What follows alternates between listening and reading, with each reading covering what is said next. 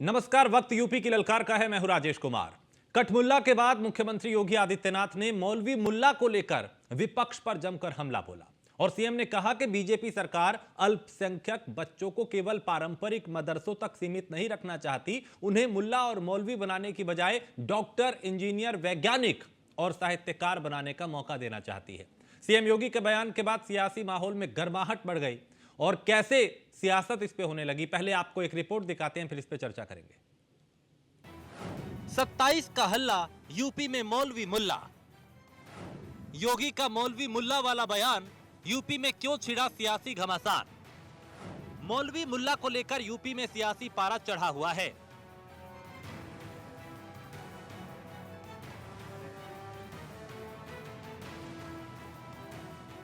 हाल ही में सीएम योगी के कठमुल्ला वाले बयान के बाद विधानसभा में जमकर हंगामा हुआ था। मुद्दा अभी ठंडा भी नहीं पड़ा था कि विधान परिषद में सीएम योगी ने फिर मौलवी मुल्ला वाला तीर छोड़ दिया। आदित्यनाथ ने कहा कि उनकी सरकार बच्चों को आधुनिक शिक्षा देना चाहती है ताकि वो डॉक्टर, इंजीनियर और वैज्ञानिक बन सकें, न कि मुल्ला मौलवी बने। उन्होंने कहा कि डबल इंजन सरकार बिना किसी भेदभाव के सभी बच्चों को आधुनिक शिक्षा देने का काम कर रही है। कठमुल्लापन की संस्कृति नहीं चलेगी। उन्होंने पूर्व राष्ट्रपति एपीजे अब्दुल कलाम का हवाला देते हुए कहा कि शिक्षा का आधुनिकीकरण सामाजिक प्रगति की कुंजी है। हम तो परंपरागत मुल्ला और मौलवी बनाने की बजाय हम वैज्ञानिक बनाना चाहते हैं। एपीजे अब्दुल कलाम बने तो वैज्ञानिक बने। स्कूलों में फ्री एजुकेशन की व्यवस्था की जा रही है, आधुनिकीकरण किया जा रहा है। ये डबल इंजन की सरकार पैसा उपलब्ध करवा रही है, लेकिन कठमुल्लापन की संस्कृति नहीं चलेगी। यह सरकार का पहले दिन का संकल्प है। हम हर बच्चे के साथ, वह ईश्वर की सर्वश्रेष्ठ कृति है, कोई भेदभाव नहीं। उत्तम शिक्षा मिले, अच्छी शिक्षा मिले, आधुनिक शिक्षा मिले, बिना भेदभाव के मिले। सरकार इस दिशा में कदम बढ़ा रही है। हर प्रकार की सुविधा से आच्छादित करेंगे, लेकिन हमें केवल मुल्ला और मौलवी, जिसको केवल मजहबी शिक्षा लेनी है, वे वहां तक जाएं, लेकिन अच्छा साहित्यकार, अच्छा वैज्ञानिक, अच्छा गणितज्ञ, अच्छा चिकित्सक, अच्छा इंजीनियर बनने के लिए आधुनिक शिक्षा भी लेनी पड़ेगी। और यह हर व्यक्ति ले सके, इसके लिए सरकार आगे बढ़ा रही है। मुख्यमंत्री योगी आदित्यनाथ ने दो टूक कहा कि उनकी सरकार में कट्टरपंथी नहीं चलेगी। सीएम के कठमुल्ला वाले बयान पे सपा अध्यक्ष अखिलेश यादव ने पलटवार किया था।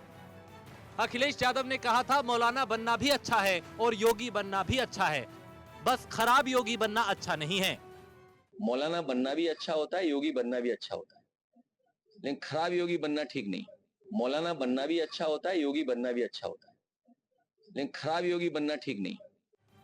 कठमुल्ला और मौलवी मुल्ला को लेकर सियासत में उबाल आ गया। योगी ने जो मौलवी मुल्ला वाला तीर छोड़ा, मानो वो सपा नेताओं को घाव कर गया। एक तरफ जहां बीजेपी ने योगी के बयान का समर्थन किया, वहीं विपक्ष ने भेदभाव और तोड़ने वाला बताया। उत्तर प्रदेश के मुख्यमंत्री योगी आदित्यनाथ जी ने उत्तर प्रदेश के युवाओं का भविष्य चौपट कर दिया है। उत्तर प्रदेश में आज नौकरी नहीं है, युवा रोजगार के लिए दर दर भटक रहा है। सारी सरकारी नौकरियों पर ग्रहण लगा हुआ है। शिक्षा विभाग में, स्वास्थ्य विभाग में, राजस्व विभाग में तमाम पद खाली पड़े हुए हैं। सरकार उनको भर नहीं रही है। उत्तर प्रदेश में शिक्षा पूरी तौर से चौपट हो चुकी है। तो मुख्यमंत्री जी कहीं न कहीं इन सब से ध्यान भटकाने के लिए तमाम तरह की इधर उधर की उल-जुलूल बातें कर रहे हैं। प्रदेश के लोगों को बड़ी उम्मीदें थी विधानसभा के बजट सत्र से कि सरकार कम से कम उनके मुद्दों पर चर्चा कराएगी।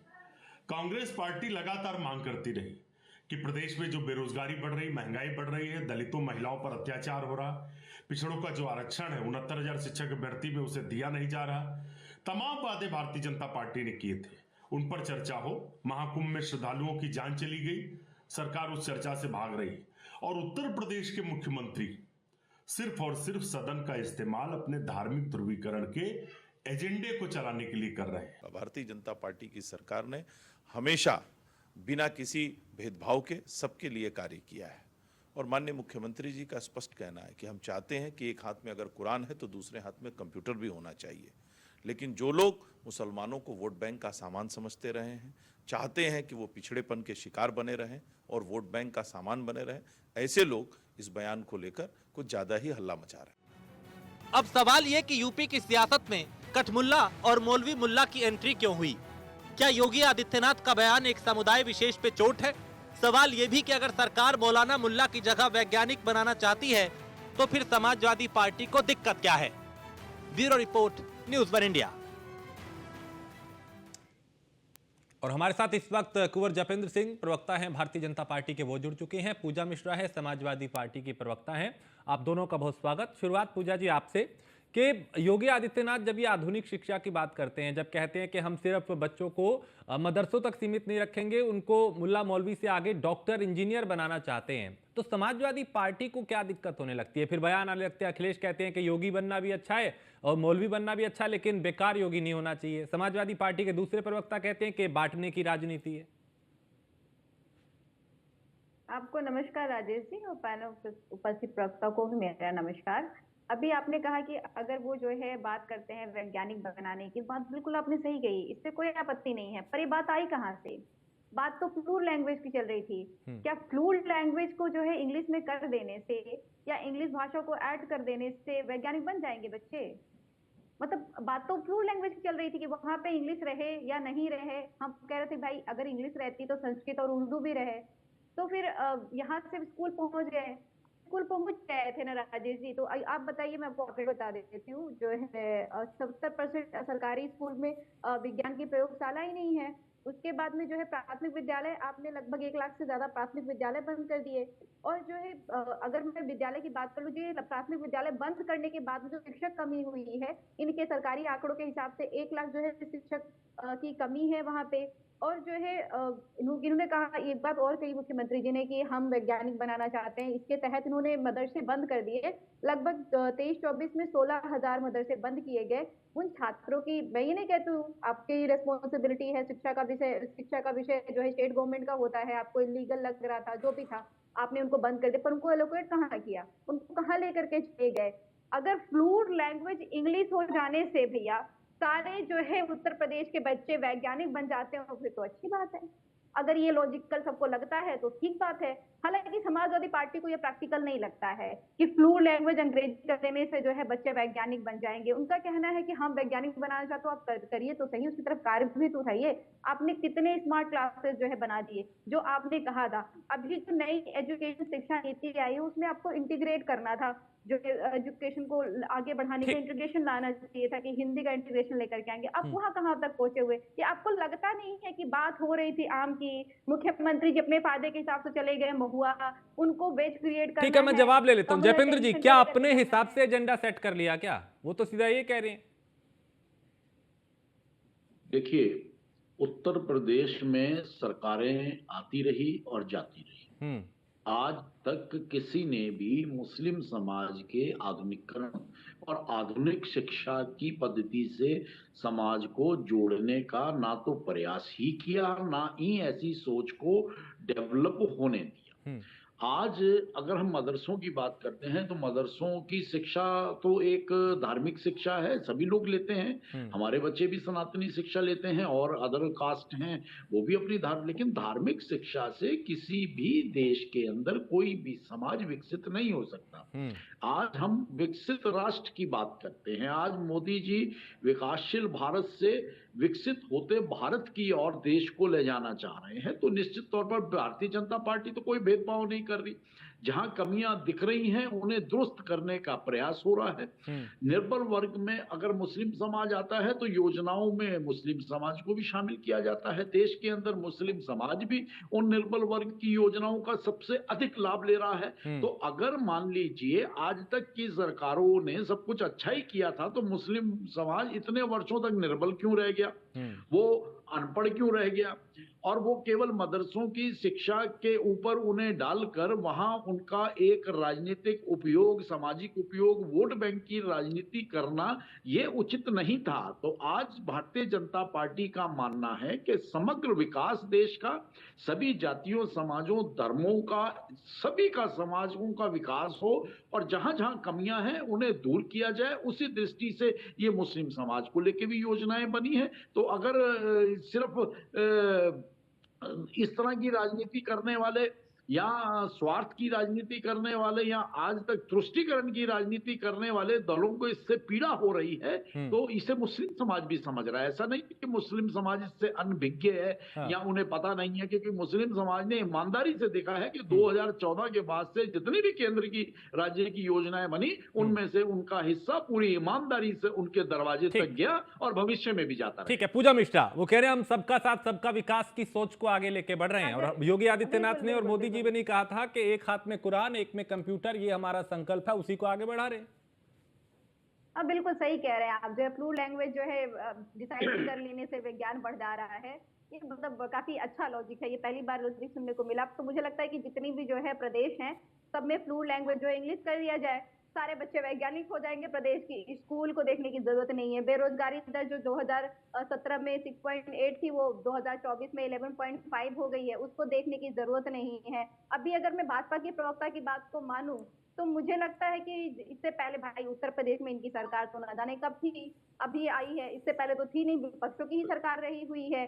तब से तो लेकर के अब तक कोई मुस्लिम जो है बेचारा पढ़ ही नहीं रहा था। उनके हाथों से जो किताबें छीन ली जा रही थी। अगर वो प्राथमिक विद्यालय में एडमिशन ले रहे थे, कॉलेजेस में जा रहे थे, तो उनको तो सरकारें छीन करके बैठा दे रही थी कि नहीं, आप तो मदरसे में ही जाएंगे। उसके बाद कितने प्रतिशत जा रहे थे? सवाल सबको बीच में मैंने इंटरफेयर नहीं किया था, तो इंटरफेयर मत करिए। आप लोग बिल्कुल इलॉजिकल बात करते हैं। आप जो है फ्लू लैंग्वेज से डिसाइड करेंगे कि बच्चा वैज्ञानिक बनेगा, कि आप इससे डिसाइड करेंगे कि स्कूलों में लैबोरेटरीज आप भ्रमित करने का प्रयास न करें। आप के ऊपर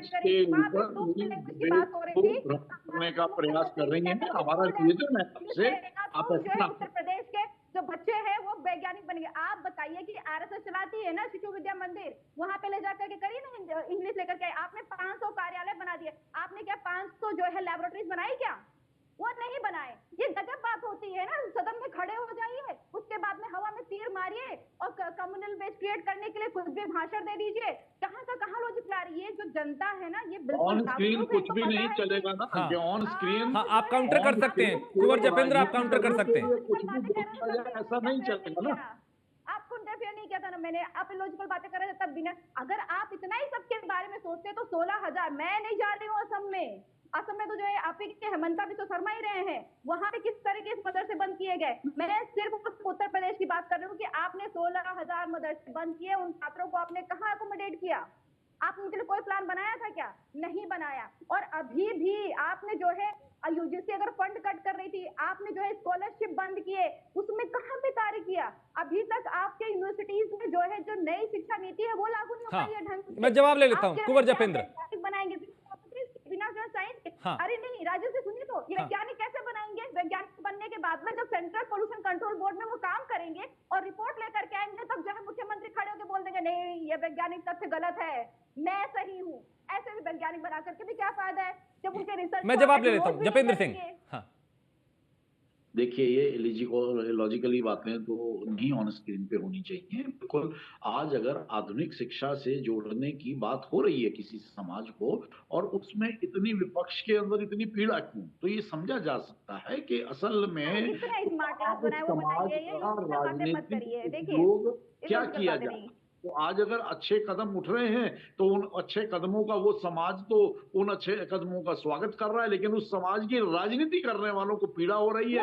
ये बता दीजिए कि फ्लू लैंग्वेज इंग्लिश होने से कौन सा कदम उठ जा रहा है? फ्लू लैंग्वेज इंग्लिश होने से कौन सा मुस्लिम समाज चाहता है कि हमारे बच्चे आधुनिक शिक्षा ग्रहण करें, देश के नागरिक हैं, और वो एक लैबोरेटरीज बन जा रही है, कौन सी जगह पे जो है साइंस का वृद्धि हो जा रहा है? आप मुझे बस इतना बताइए। फ्लू लैंग्वेज की बात हो रही थी, फ्लू लैंग्वेज इंग्लिश की बात हो रही थी। समाजवादी पार्टी के नेता प्रतिपक्ष ने कहा अगर इंग्लिश फ्लू लैंग्वेज होगी तो उर्दू और संस्कृत क्यों नहीं? ये तो भारत देश की भाषाएं हैं। तो आपके मुख्यमंत्री गई, मैं आपके कहूंगी क्योंकि हमारे मुख्यमंत्री होते तो ये चर्चा करते कि फ्लूइड लैंग्वेज से जो है साइंस का डेवलपमेंट नहीं होता है, तो कह रहे कि नहीं फ्लूइड लैंग्वेज अंग्रेजी होने से हमारी इच्छा है कि साइंस का डेवलपमेंट होगा, लोग वैज्ञानिक बनेंगे। भैया लेबोरेटरी बनाने से वैज्ञानिक बनते हैं, इंटीग्रेशन ऑफ एजुकेशन करने से वैज्ञानिक बनते हैं, और उन वैज्ञानिक के जो रिसर्च होंगे आप उनको मानेंगे भी नहीं। एक तरफ कहेंगे आपको वैज्ञानिक भी बनाना है, दूसरी तरफ वैज्ञानिकों की रिसर्च को भी नहीं मानेंगे।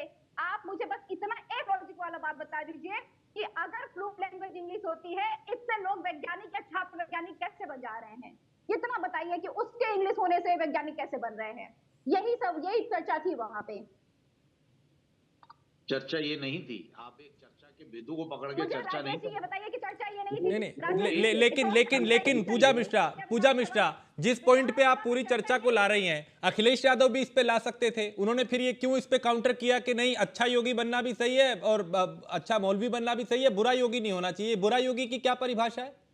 वो क्यों फिर काउंटर इस तरह का कर रहे थे? कार्यभार को ना संभाले, जो अपने कार्यभार को ना संभाले, जो कमिटीज के बीच में वेज क्रिएट करे, जो सदन पे खड़े होकर के झूठ बोले, वो अच्छा योगी नहीं, वो खराब योगी है।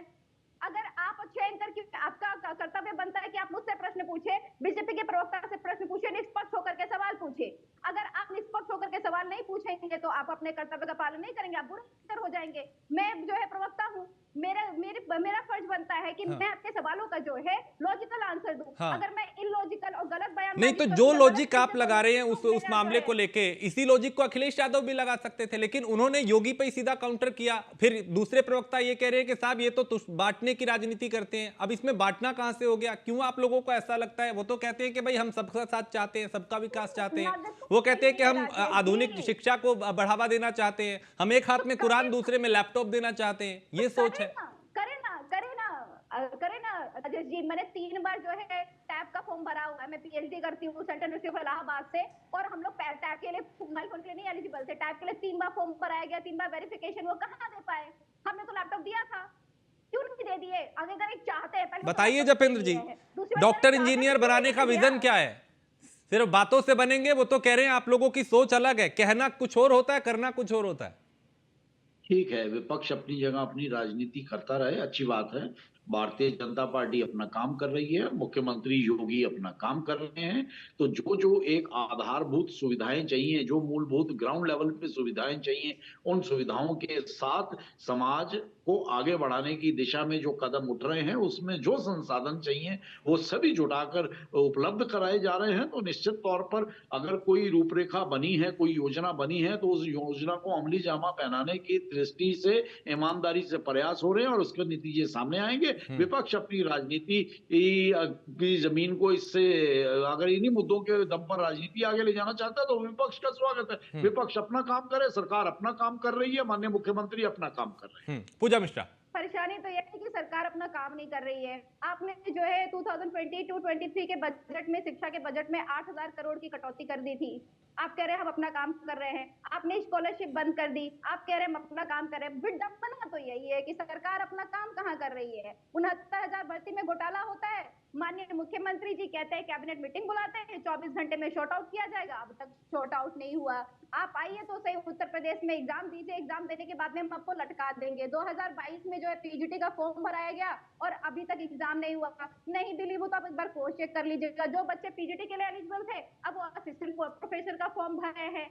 आप इस तरीके से लटका करके एजुकेशन को रखे हुए और आप कह रहे हैं कि हम वैज्ञानिक बनाएंगे। क्या ऐसे सदन में खड़े होकर के भाषा जो है फ्लूइड लैंग्वेजेस बदल करके, फ्लूइड लैंग्वेज में अलग लैंग्वेजेस ऐड करके आप जो है वैज्ञानिक बना रहे हैं?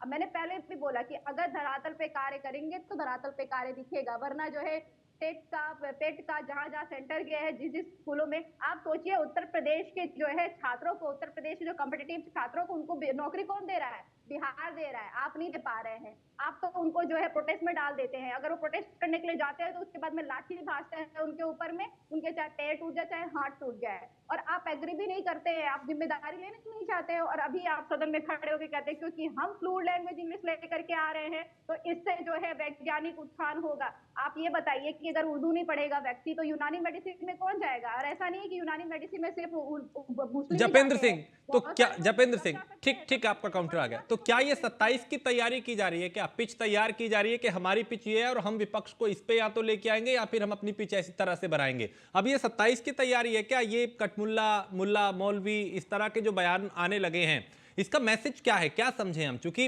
आपने प्रवक्ता को भी सुना, पूजा मिश्रा को, वो क्या कह रही? देखिए, हर चीज को या हर योजना को केवल और केवल चुनावों से जोड़कर नहीं देखा जाना चाहिए।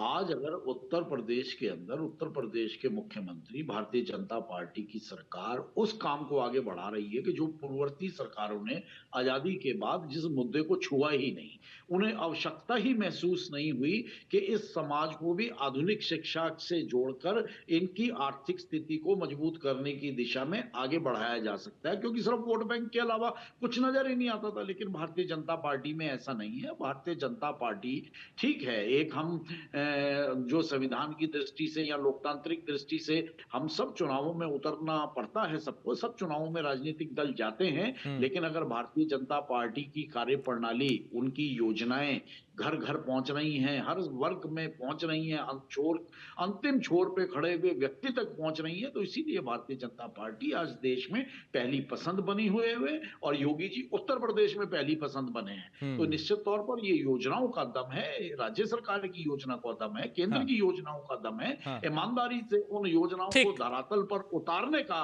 एक जो असर है वो नजर आ रहा है। ठीक, पूजा मिश्रा वो कह रहे हैं जनता हमारे साथ है, विपक्ष अपने चश्मे से कुछ भी देखता रहे, काम बोलता है।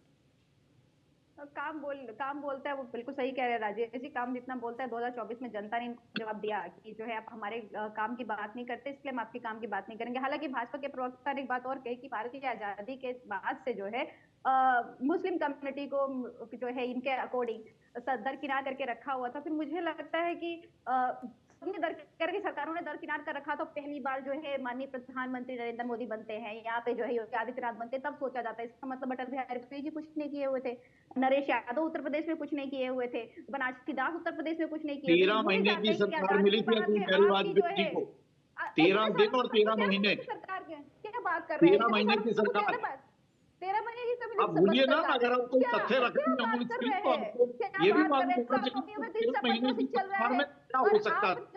अगर उस टाइम 5 वर्ष की सरकार मिली होती तो आज प्रोग्राम सब शुरू हो गया।